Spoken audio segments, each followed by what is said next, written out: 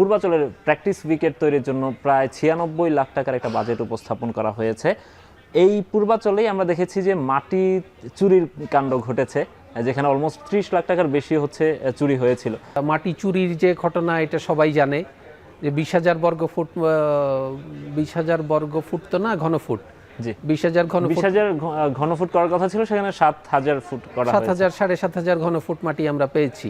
জি, তো সেটা নিয়ে আমাদের একটা কমিটি হয়েছে, সেই কমিটি এর ভিতরে তাদের ফাইন্ডিংসটা কমপ্লিট করেছে।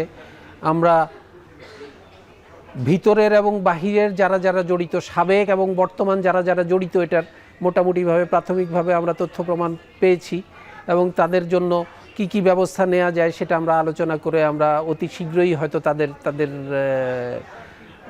শাস্তিমূলক ব্যবস্থা যাওয়ার আগে তাদেরকে অন্তত জবাবদিহির আওতায় আমরা আনতে চাই। আনার পরে যদি তারা কি জবাব দেয় সেটার উপরে ভিত্তি করে প্রয়োজনীয় শাস্তির ব্যবস্থা আমরা করব।